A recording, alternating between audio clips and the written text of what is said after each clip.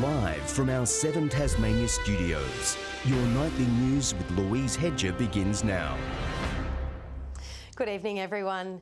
Tasmania Police has revealed its latest crime-fighting weapon. 16 new drones are getting ready to take to the skies, and with crime figures rising, the vital tool will be used in almost every area of policing.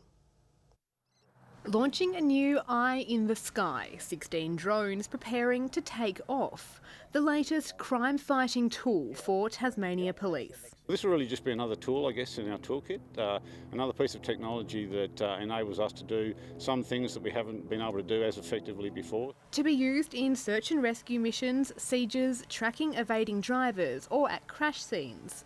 Or at times like this, finding illegal trail bike riders. Some cameras shooting with thermal imaging technology and have lighting and communication capabilities. They can even undertake 3D mapping. If we have a scene that we feel we want to get a scale three-dimensional map, we're able to fly them over, capture a number of images, and then a computer later on creates a model of that is to scale, and we can take measurements from there. These new drones will be rolled out in every district right across the state, with 17 remote pilots from within the police force specially trained to operate the equipment. There's a 5-day course that they've had to do.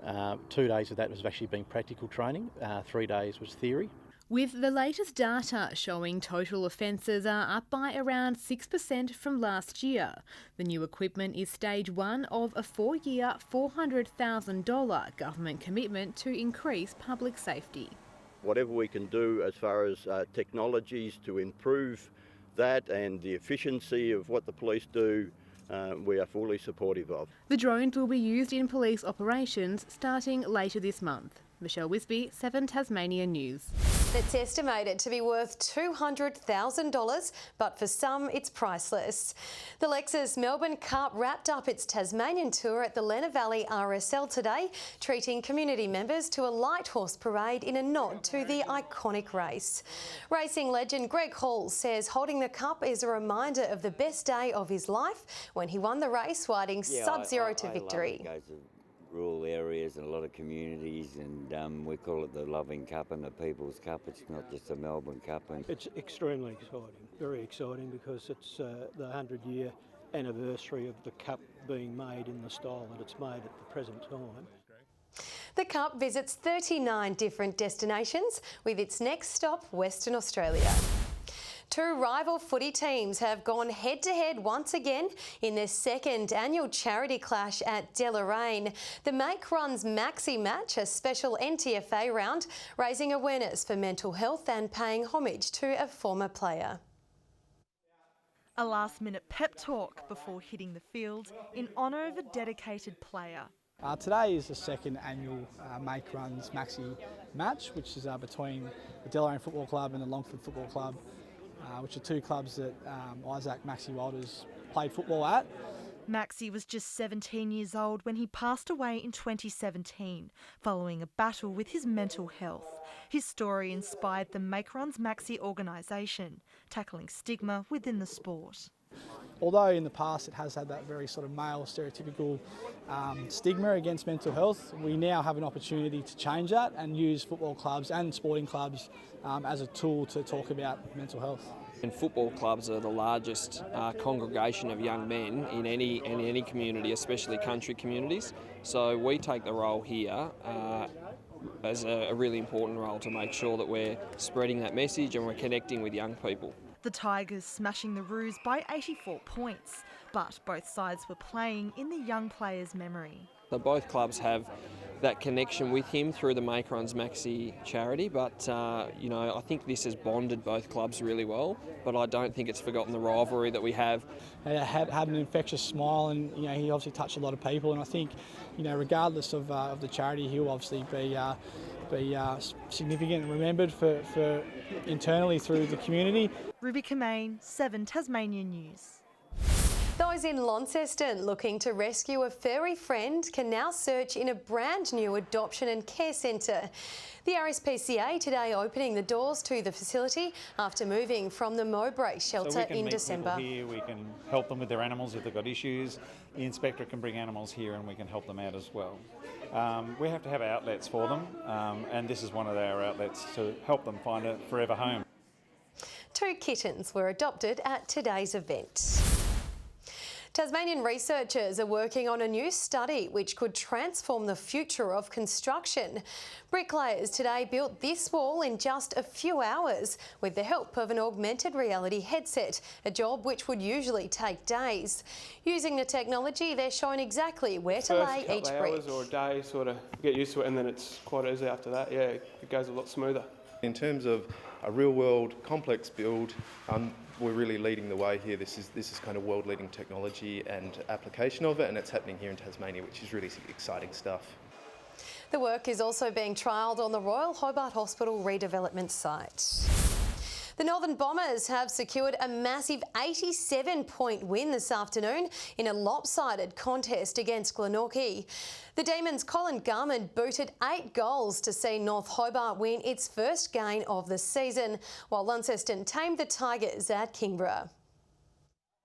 What was tipped to be the game of the round turned into a one-sided demolition. The clash between Glenorchy and North Launceston at UTAS Stadium saw the Northern Bombers assert a dominant 38-point lead at the first break before piling on more and more goals. Playing coach Taylor Whitford cleverly snuck one through amid plenty of traffic, while Glenorchy's woes were on show when Josh Arnold had a free paid against him for rushing a behind. The Magpies couldn't claw back as the hosts celebrated an 87-point win.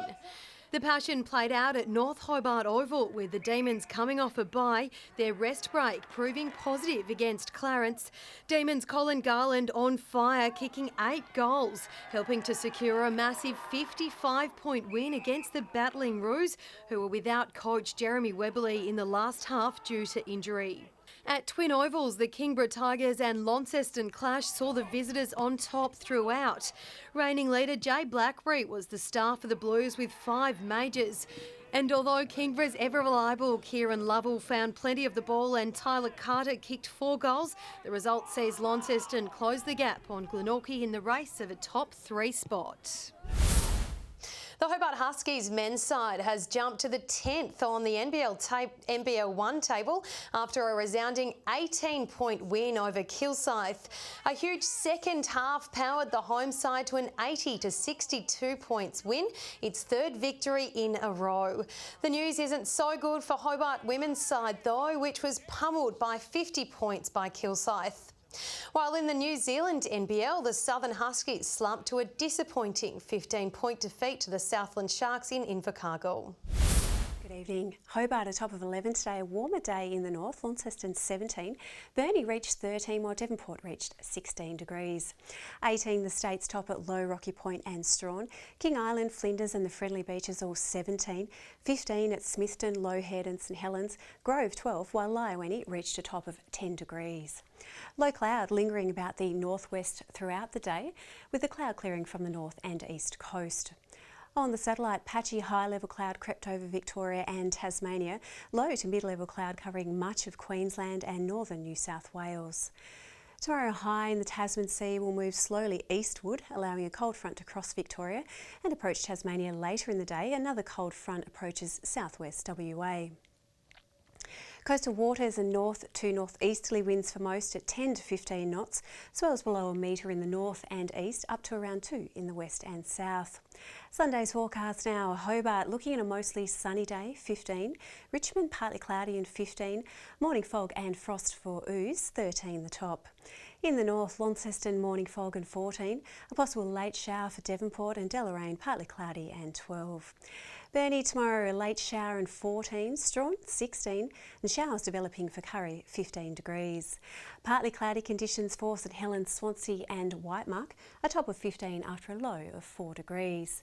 Turning to a Monday now, and showers easy and contracting to the west and far south later. Possible thunderstorms in the north early on. Tuesday, showers about the west, north and far south with possible showers forecast elsewhere. And finally Wednesday, showers mainly in the west, north and central areas with fresh and gusty winds on the way. Further afield in Melbourne, late showers for tomorrow, 18 degrees. Showers for Adelaide, 16, Perth, 19, Darwin sunny and 31, Brisbane 23, Canberra morning fog and 16, and Sydney looking at a top of 19 degrees. And here's a look at the current temperatures in Loop. That wraps up Saturday's weather. Wonderful, thanks for that, Laura. That's all your news for now. Thanks for joining us this evening. Good night.